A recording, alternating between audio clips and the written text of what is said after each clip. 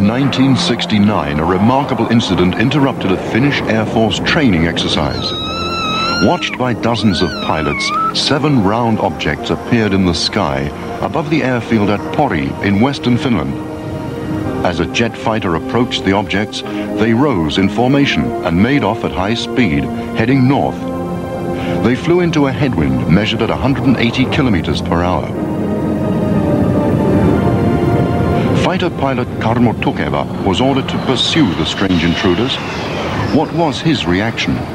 Ainoa tapa reagoida käskyyn oli kääntää nokka kohti Porin kaupunkia ja lähteä tarkistamaan tilannetta. Voitteko kuvailla, minkälaisia nuo pallot olivat? Pallot olivat yleismuodoltaan pyöreitä, ilman mitään tarkkoja äärirajoja ja väriltään voisi kuvailla vaalean kellertäviksi. Kuinka lähelle te pääsitte niitä palloja? Etäisyyttä on täysin mahdotonta määrittää, koska palloilla ei ollut mitään tarkkoja äärirajoja eikä mitään kiintopisteitä ollut käytettävissä. Kun nuo pallot sitten lähtivät liikkeelle, kuinka suureksi arvioitte niiden nopeuden?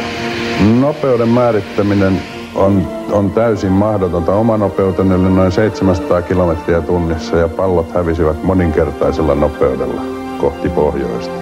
Oletteko löytänyt jälkeenpäin noille palloille mitään normaalia selitystä? Mitään normaalia selitystä kyseiselle ilmiölle on kyllä vaikea kuvitella.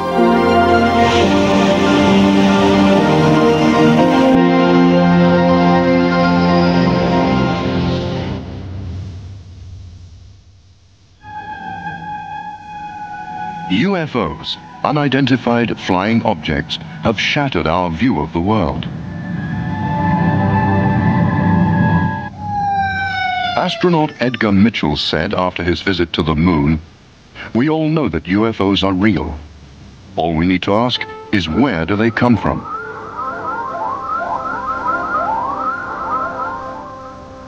Soviet cosmonaut Grechko has said, "If I were free to tell what we've experienced in space, the world would be astounded."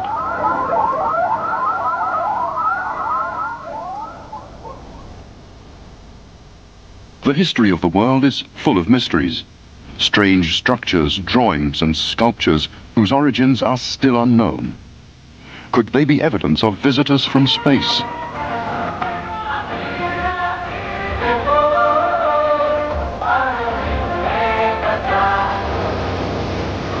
So far, there have been more than 100,000 reported sightings of UFOs all over the world, from Brazil to Lapland in the far north of Scandinavia.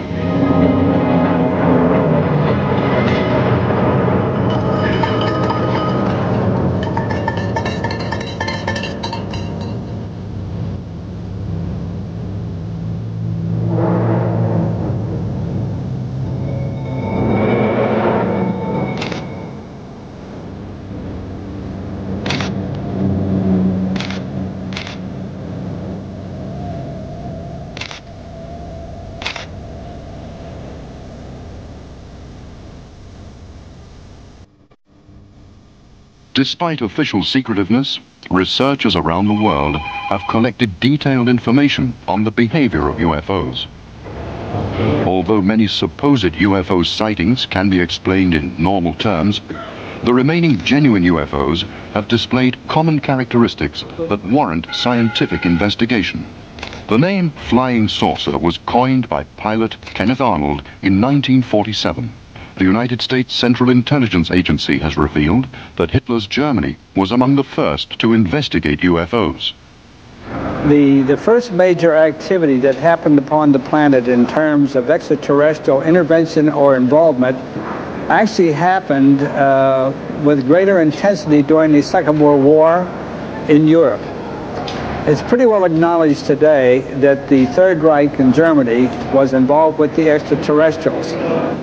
My contention is that indeed, because of the prosecution of the war, everything associated with aerial phenomena and so forth had to be classified for the sake of the war and the Allied powers, because we didn't want the enemy at that time, being the Third Reich, to know that, of course, we were suspect that they had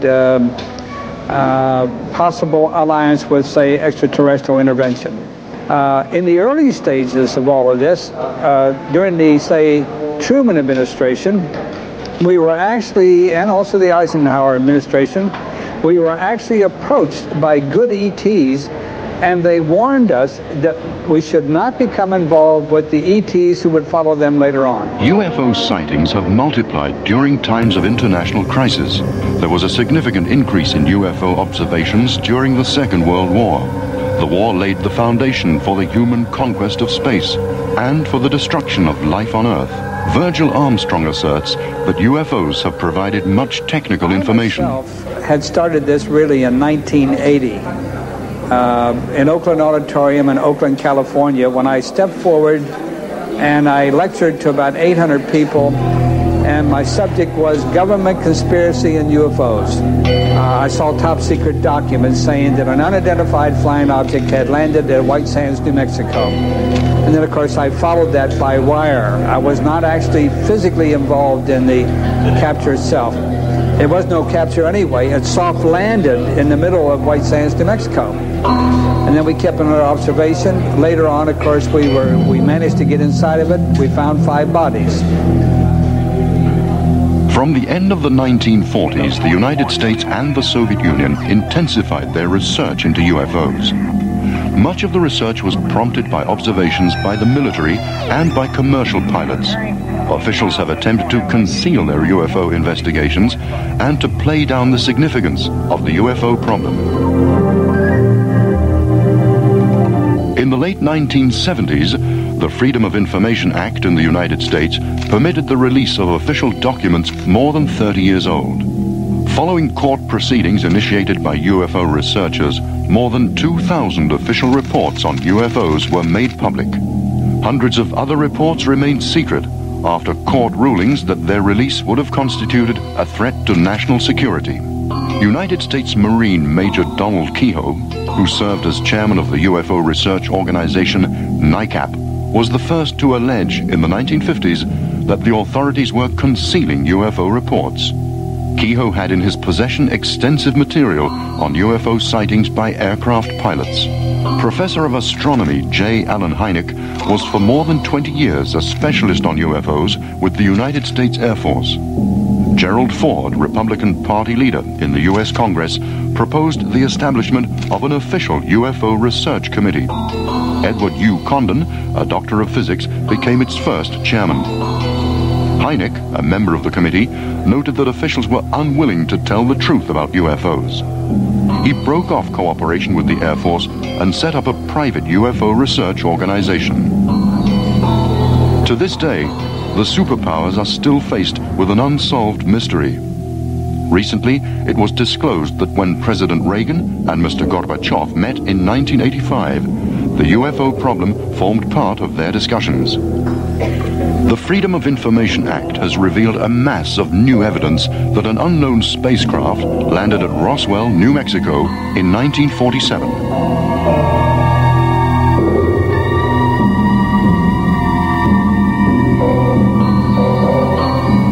United States Air Force personnel who arrived on the scene found the UFO as well as the bodies of visitors from space.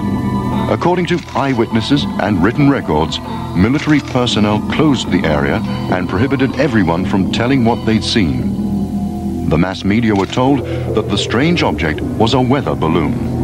Now, even so, that's pretty strange because we go back to the ones we took off the ship in 1948. They were little fellows. They were 3.5 feet tall. The largest one was 4 feet, and he was the senior of the group.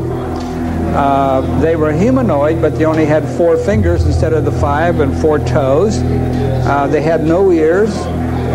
They had no nose, no hair, and the mouth was immobile. So although they were basically humanoid, they were totally different. According to the autopsy reports, the creatures had 4 long-nailed fingers on each hand. Between each finger was a fold of skin. The creatures had gray skin, and their blood, although liquid, was totally unlike human blood in composition. The released documents report that a top-secret task force, Majestic 12, was set up to investigate the case. The group received its orders direct from President Truman. The case has been examined in great detail by Canadian nuclear physicist Stanton Friedman.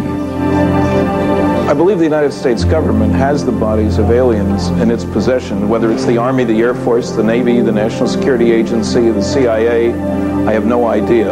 But I'm certain that with the crash of a flying saucer in Roswell, New Mexico in 1947, July, that they recovered not only the vehicle, but the bodies as well. There are other stories about other crashes, but that one's been thoroughly investigated. We've talked to more than 100 persons connected with that. So yes, the government certainly has alien bodies. On the 5th of May, 1989, South African Air Force fighters took off to intercept a strange object that had penetrated South African airspace. One of the pilots fired at the intruder using a new laser-guided weapon, forcing it to land across the border in Botswana.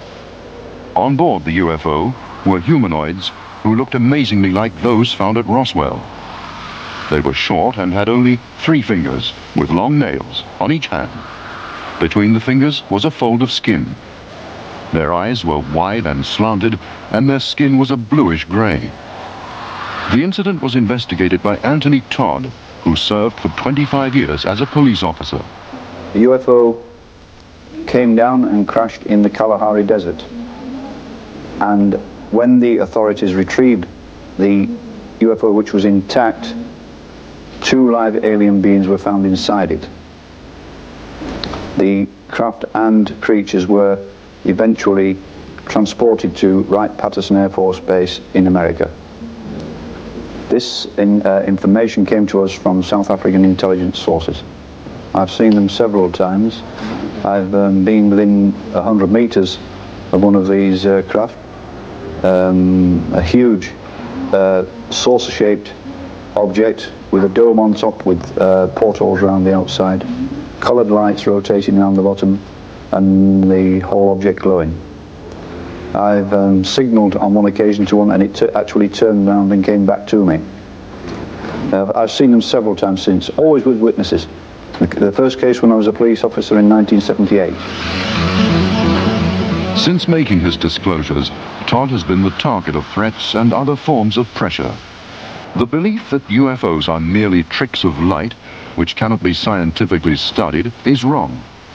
Researchers have thousands of reports of UFOs that have left behind physical marks. In January 1981, a UFO landed in the garden of a farmhouse in France. Investigations by the National UFO Research Organization, GIPAN, and the agricultural laboratory INRA revealed that something strange had happened to the vegetation growing where the UFO landed. Its biological structure had changed, as if it had suddenly aged. The investigators maintained that only extremely powerful nuclear radiation could have caused such a phenomenon. Professor Hynek's research center has more than 3,000 reports of physical marks left by UFOs.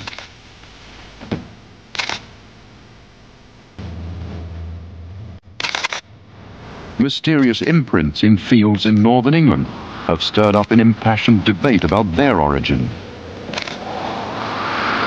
A British couple tell how they saw the patterns emerging during a time of high winds and an eerie mist. It was, as they said, an experience that made their hair stand on end. From the point of view of human beings, the most worrying marks left by UFOs are radiation burns. Vicki Landrum, an American, suffered severe skin damage when she was exposed to blinding light emitted by a UFO in Texas in December 1980.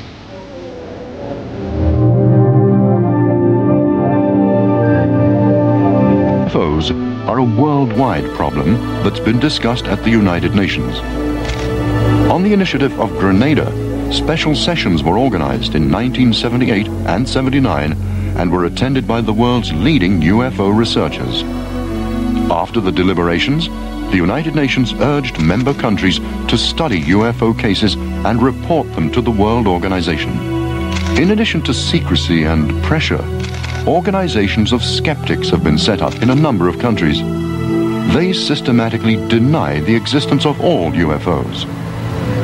A true skeptic would be very useful in the field of UFOs or ufology. Unfortunately, what we're really dealing with in most instances are not skeptics. I'm a skeptic. I check things out. What we're dealing with are debunkers, and they seem to have very little to offer because they're the true believers. They know there's nothing to the subject, so they don't give it any attention. They just make proclamations and charges. So skepticism is fine. Debunking isn't very useful. James Randi isn't really a UFO skeptic. He's a debunker. He knows practically nothing about UFOs.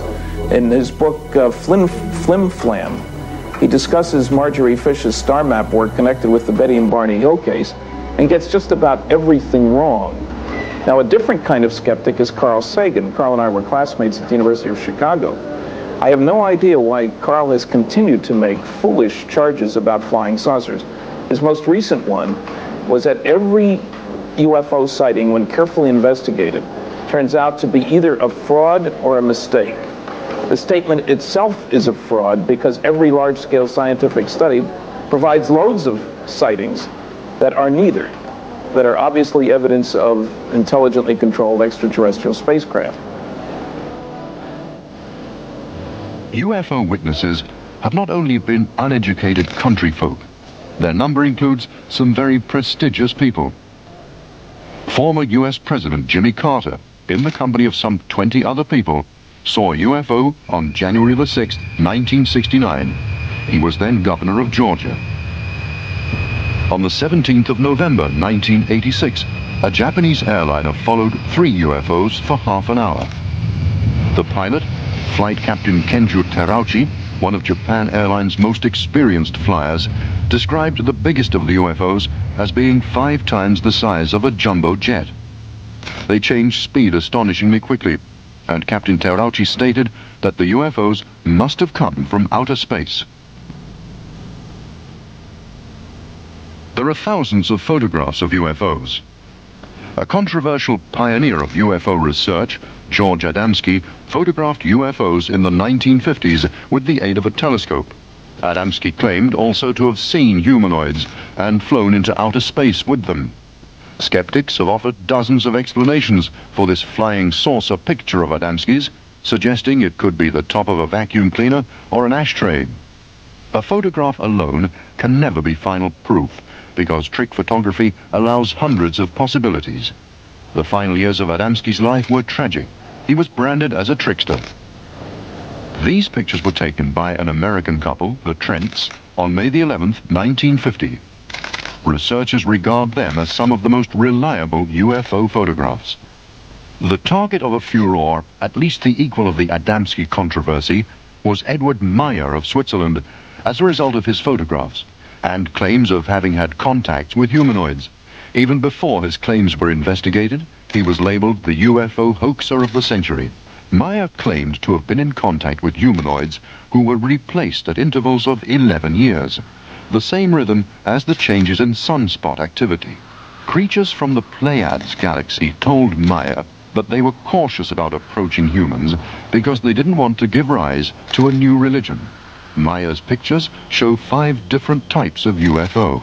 The investigation into the Meyer case was led by Lieutenant Colonel Wendell Stevens of the United States Air Force, who had studied UFOs since the 1940s. He has a file of 3,000 UFO photographs. I think the question is, why do I believe the Swiss case of Edward Meyer is a real UFO contact case? And why do I accept those remarkable pictures as real pictures of UFO? I must say that in the course of the investigation, we found not one photographer, but we found 5 photographers, 5 different photographers, all involved in this one case. They all took pictures of the spacecraft, the Pleiadian spacecraft. And on one case, 4 photographers simultaneously from 4 different vantage points took pictures of the same craft at the same time. And those were taken on 4 different cameras, 4 different rolls of film. They were processed in 4 different laboratories in 4 different countries, and they all showed the same objects. Apart from that, we took 4 of the best pictures, one from each of 4 different cases. to the United States with us, where we put them through exhaustive testing, for which more than $60,000 was paid for testing by every known means in modern technology. Now, in the course of testing these UFO photographs, we discovered that we can continually eliminate a process. We can always eliminate one more process known in phototechnical circles as processes for faking pictures. And we successfully eliminated all known processes of technically producing pictures and end up with something unknown. We do not know how these pictures were made unless they were made in real time, real spacecraft, as alleged by Mr. Meyer. Tried to learn from the UFO's flying characteristics, which is one reason for the secrecy that surrounds them. Recently, the latest test version of a flying saucer was shown in the United States. In Scandinavia, in the late 1980s, the biggest wave of UFOs occurred in the mountainous area of Hessdalen, south of Trondheim in Norway. The most intensive UFO hunt in history was started, involving Scandinavian UFO research groups, Norwegian universities, and the Norwegian Army. The Hessdalen project produced a host of UFO pictures and scientific data on the behavior of UFOs. In spite of the wide array of scientific equipment used, no logical explanation for the phenomena could be given. Study of the UFO's behavior did suggest that they were guided by an intelligence. UFO investigators from Finland, the United States, and France also took part. Among them were Professor Heineck and a French researcher, Jean-Michel. For my position, it is absolutely beings from outer space who were trying to contact the people there. But unfortunately, there were not enough people ready to welcome there, to talk with them, and also there were been too much people from outside coming to the spot. Therefore, the activity is now decreasing, and UFOs are moving southwards on other places in central Norway and in the mountains. A wave of UFO sightings similar to the Hessdalen episode took place in the Kuusamo district of northeast Finland in the early 1970s. Most of the strange light phenomena and sightings of objects were concentrated on the slopes of Finland's most southerly fell called Isosyöte. Strange balls of light have been seen in the same area more recently. It's been noticed in many parts of the world, but UFO sightings are particularly common in mountainous regions. The reason may be magnetic fields, which the UFOs possibly make use of for their avionics systems. The Finnish wave of UFO sightings in the 1970s inspired an extensive research project which was not supported by official or academic circles. Pudasjärven UFO-aallon aikana tutkimme ilmiötä välineellisesti ja käytimme siihen kaikkia valokuvausteknillistä materiaalia, mitä oli saatavissa, erityisesti infrapuna-alueella. Kykenimme tallentamaan ilmiöitä, jotka eivät vielä tänäänkään ole selvitetty.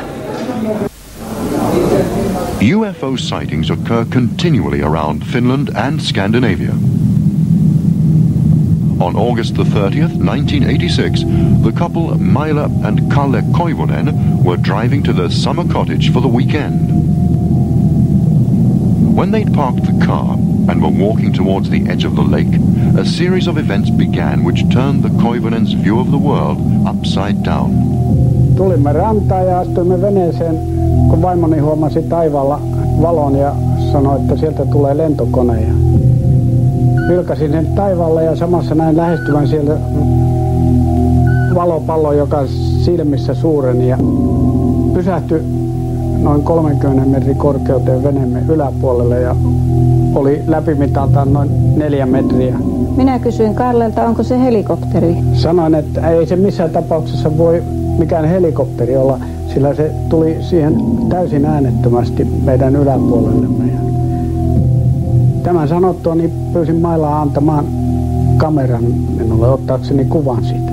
En antanut kameraa, koska minusta oli mahdollisimman pian päästävä saareen, koska minua pelotti tämä valoilmiö. Nykäisin perämoottorin käyntiin ja lähdin ajamaan täyttä vauhtia kohti saartamme, mutta valopallo lähti seuraamaan meitä pitäen etäisyyden täydellisesti samana koko ajan ja pysyin tiiviisti kannassamme. Lähellä rantaa tästä valopallosta suunnattiin 3 sädettä Kallea kohti.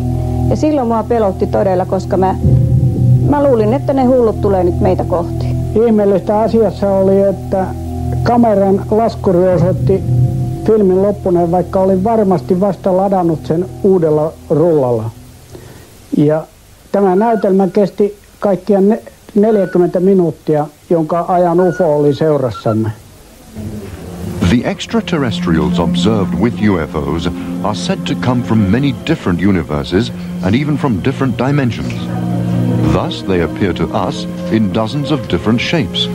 Perhaps the most common physical type has a large head, big eyes, and is shorter than a human. Some of them seem to have an incredible ability to change their appearance as well as their form of speech. A lot of people who have seen them do not like talking about them, and for UFO researchers too, they are a sensitive subject. The question is, what do they look like? You know, they're like people on this planet. There's many kinds out there. Some are 12 foot tall, some are 7 foot tall, some are 3 foot tall. I mean, there's all sizes and forms and shapes. I think the best thing to say is that the appearance they give to us is what they think we want to look at. We're really not seeing them in their true form. If they were to take off the funny face or something like that, we might be scared to death of them. So, in my opinion, what they try to do is to present themselves to us in a form that's acceptable and not frightening. Now, there's also some, like the tall ones, have sort of a square head, you know. And then, of course, you've got some who look just like you and I. In fact, there's a group called the Nordics. I know of 18, and I'll bet there's at least 7 more, so I say conservatively 25 extraterrestrial races. It's suspected that they may have as high as 26 secret bases throughout the southwest United States.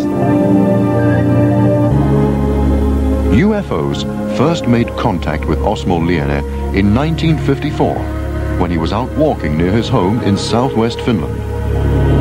Se UFO, johon joudumme tutustumaan lähikontaktissa, oli pyöreähkö, ehkä 5-7 metrin läpimittainen pallomainen alumiinin värinen laite, joka räimäsi ylitsemme keskellä peltoa, ja veljeni kanssa jouduimme syöksymään ojaan, koska yhteen törmäyksen vaara näytti aivan varmalta. Olennot ilmestyivät meille kotiin keskellä yötä. Vierailuaika sinällään oli aika omituinen. Kello oli juuri 12. Lyönyt ja väki tietysti jo vuoteissaan. Ja minä olin ainoa, joka olin hereillä.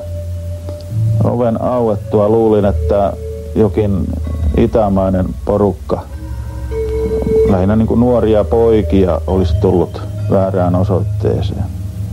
Heti sisään tultuaan he totesivat, että vai olet jo hereillä, sinua me tulimmekin haastattelemaan. Heillä oli laitteita myöskin mukana, lähinnä nykyisen pienen matkatelkkarin näköinen väline, jolla he sitten kyselyjen edistyessä näyttivät erinäisiä kuvia.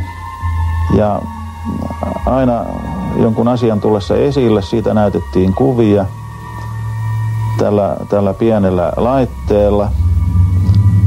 Ja loppujen lopuksi kelattiin minun elämääni eteenpäin myöskin.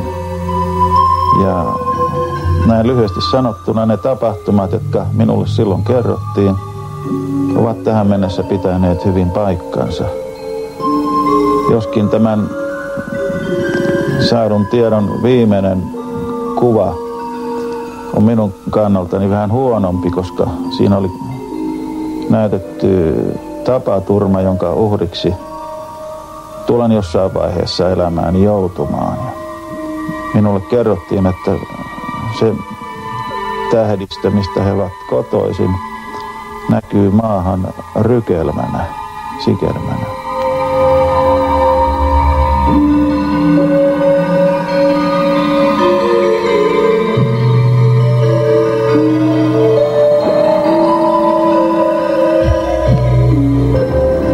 There's been a major wave of UFO sightings in recent years in the former Soviet Union, including the Baltic republics. Thanks to the new openness in those countries, UFO research has become very active and international. Several big UFO conferences have been held involving hundreds of scientists. In 1989, news of the landing of a reddish, ball-shaped UFO in a park in the town of Voronezh spread around the world. Out of the craft came creatures 3 meters tall. On seeing them, one eyewitness suffered a stroke and another was temporarily blinded. At about the same time, there were several more sightings of UFOs and humanoids in Voronezh. The eyewitnesses included many children. Recently in Voronezh, some weeks ago, there were some sightings, UFO sightings and UFO landings also. And I'd like to stress especially that not only schoolboys, not only children were observing these strange landing and sightings and humanoid, human-like beings emerging from the landed spacecraft.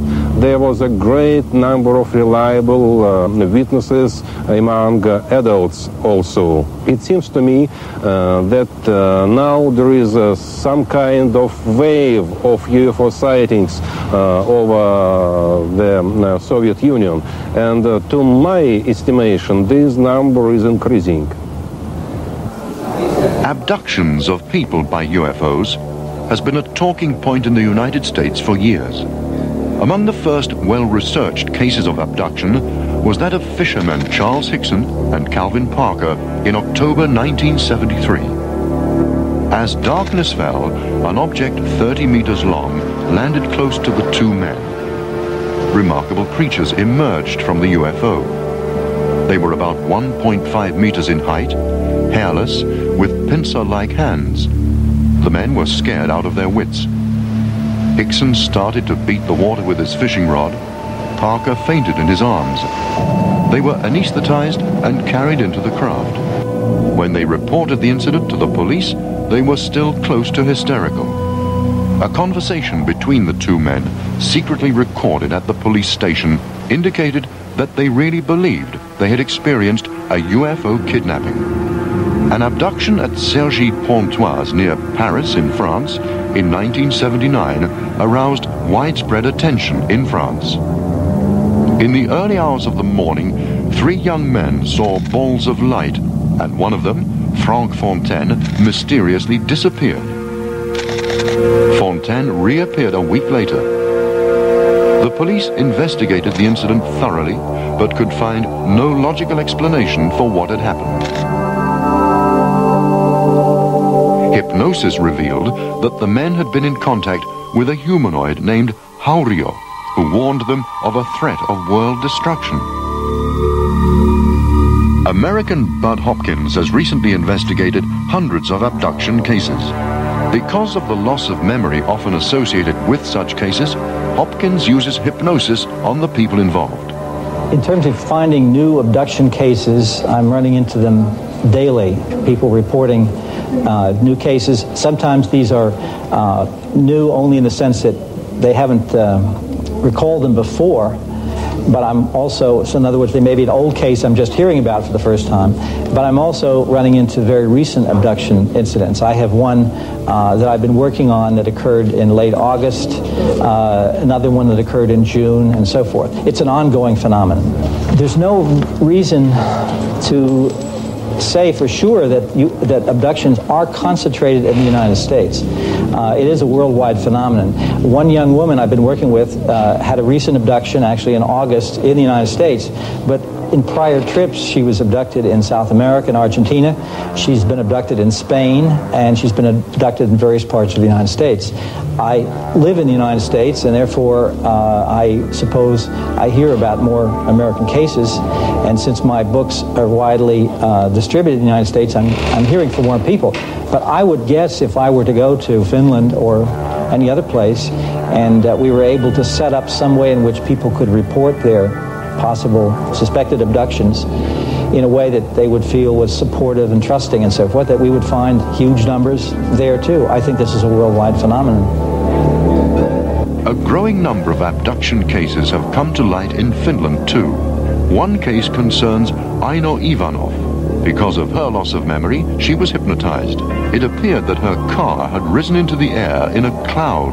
Like many other contact people, Aino Ivanov is parapsychic. Tulossa Siivikon ja Puhoksen kouluilta autolla puolen yön jälkeen olin näillä kouluilla tuntiopettajana. Ja kun auto ylitti tämän Iijoen sillan, silloin näin edessäni Sumuseinämän. Ja kun auto sukelsi tänne Sumuseinämän sisälle, tapahtui jotakin merkillistä. Auto lähti nousemaan ylöspäin. Se kulki käsittääkseni huimalla nopeudella ja ensin oli aivan pimeä.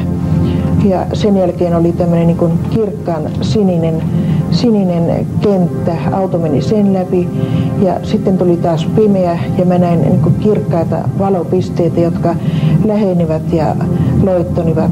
Ja heräsin siitä, kun huomasin, että oli niin kuin vähän niin kuin hämärää ja auto laskeutui tälle oudolle kamaralle. Ja sitten mä aloin silmäilemään, että minkälaiseen paikkaan mä oon niin kuin joutunut. Auto oli jonkunlaisessa laaksossa, joka puolella oli vuoret ja mä vilkasin maata, se oli niin kuin punaista kiveä tai soraa ja huomasin, että se oli suurilla halkeamilla, jopa 5 sentin halkeamilla. Ja mä ajattelin mielessäni, että tässä paikassa ei ihminen voisi elää, että ei ainakaan tässä vettä saisi.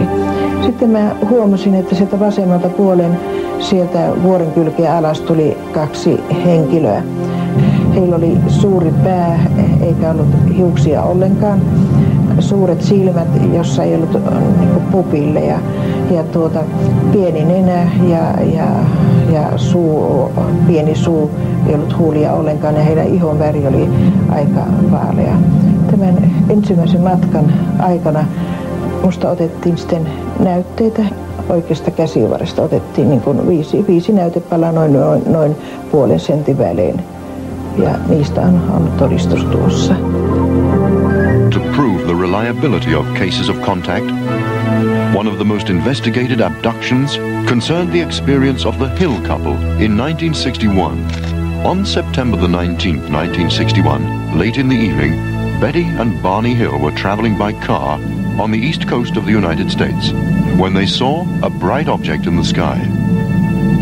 After that, the Hills lost consciousness.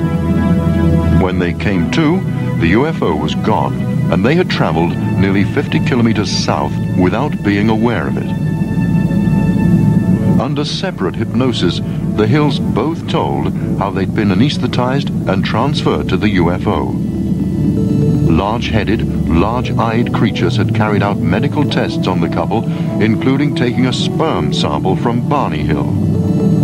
One of the creatures had shown them a picture that gave the position of their home planet in relation to our universe.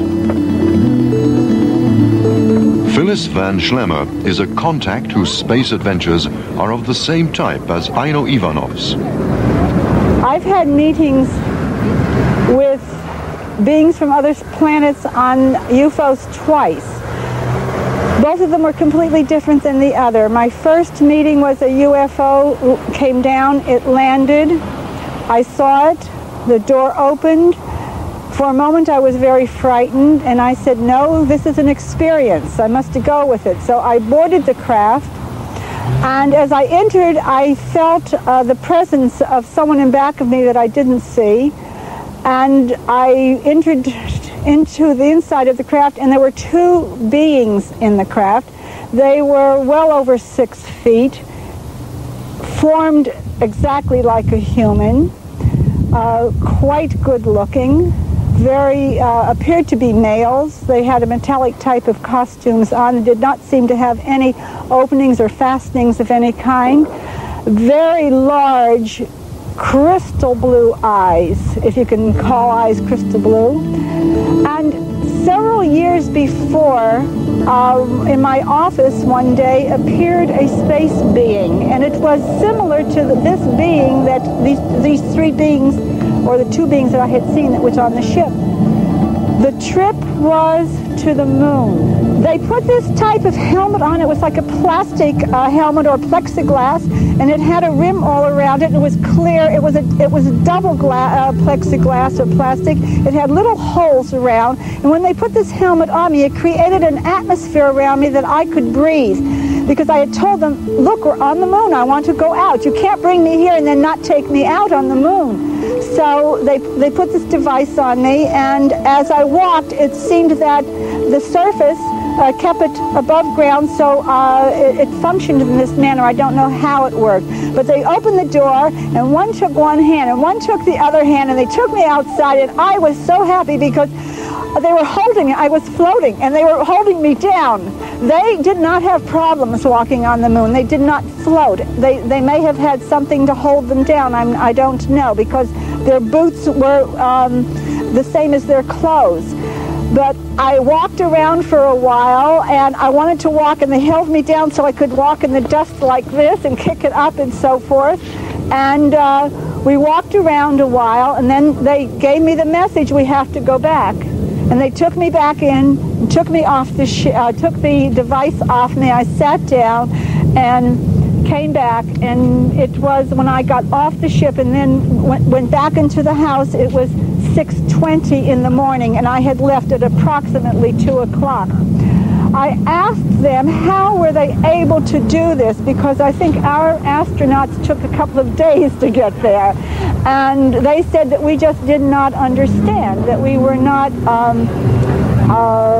technically advanced enough to understand how to go this fast. In evaluating cases of contact, on October the 15th, 1957, Antonio Villas-Boas was plowing on his farm when a 10-meter-long object landed near him. To his surprise, 4 helmeted creatures came out of the UFO. They grabbed him by the arms and took him into the craft. He was subjected to medical experiments, which climaxed when into the room stepped an almost human female creature. The creature undressed, and Antonio found her extremely beautiful. The woman invited Antonio to have sexual intercourse, the purpose of which was to cross a human with an alien being. Later, the extraterrestrials returned to show him a small being, Antonio's offspring.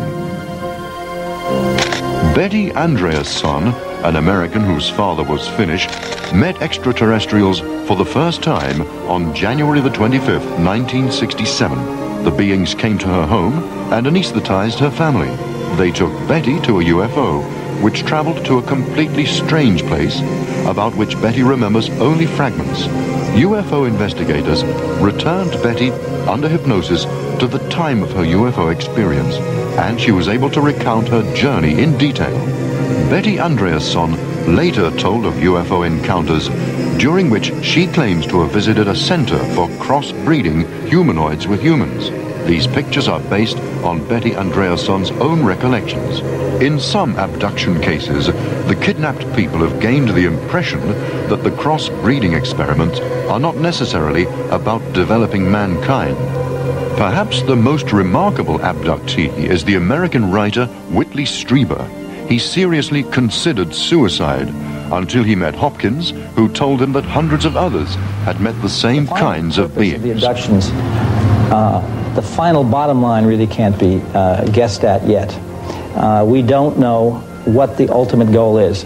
I would say there's no doubt in my mind that the center of it, the focus is on a genetic experiment involving the creation of a hybrid, of a mix of aliens and ourselves. Now, what that would lead to, what that means, I have no idea. They've been doing this for a long, long time. I just did an abduction hypnotic regression with Charles Hickson that involved an experience in 1939. So if we can say, and I have a number of cases from the 30s, if this has been going on for that long, there's certainly been no warlike intentions. I don't think anyone can point to anything in the environment of the world that would suggest anything evil or malevolent that's come in through the deliberate actions of the UFO occupants. So they've been, let's say, peaceful for a long, long time. That would tend to make you feel there's no warlike idea, and I don't really fear an invasion. On the other hand, of course, you look at the world today, there are wars raging here and there, local wars, there's AIDS, a whole new problem we have, the environment is in terrible shape, and nobody can point to anything in the world that aliens have helped. I don't think there's anybody who can point to something and say, here's a concrete example of intervention, which has been assigned, therefore, friendliness. They seem to be totally neutral. They seem to be totally interested in their own agenda. They're not here to help us and apparently not here to harm us. Touching about human beings, that we are gregarious by nature. We love to communicate. And I always am touched by the fact that there are scientists who put on bathing suits and go down in underwater tanks and talk to porpoises. Except the porpoises really don't talk back very much. There is some communication, but not as much as we would like. UFO researchers have often compared the relationship between people and whales with the relationship between humanoids and people. We know that whales have brains as big as our own. It may well be that mutual caution and limited communication stem from the same reason in both cases. Is it for us to teach the whales? Dolphins command water, one of the world's basic elements, noticeably better and more harmoniously than people, who throughout their history have destroyed their own kind and at this very moment are threatening the life of the whole planet. I think there are many different reasons for aliens to be interested in what's happening on Earth. In one of my papers I have 25 different ones, but I think the most important reason for any alien civilization in the neighborhood to be concerned about us is that at the end of World War II it was perfectly obvious that we Earthlings would soon be going to the stars because of atom bombs, rockets, and powerful radar. Our new technology would lead us to the stars within 100 years, which is nothing on a cosmic timescale. So if we make one assumption about aliens, that they're concerned with their own survival and security, we would expect them to want to check out all primitive societies in the local neighborhood. And surely from their viewpoint, we are a primitive society whose major activity is tribal warfare.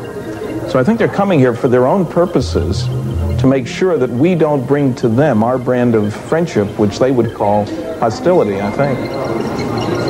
Okay, Mr. Friedman, but can you tell us why only a few scientists are interested in UFO research?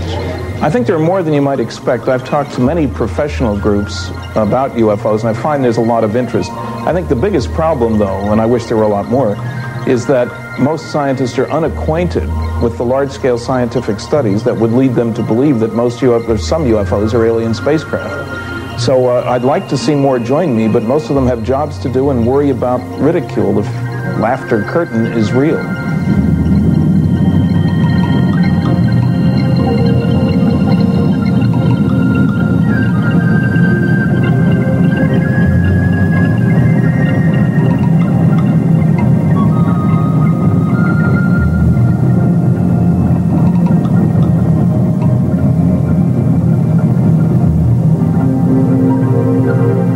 Channel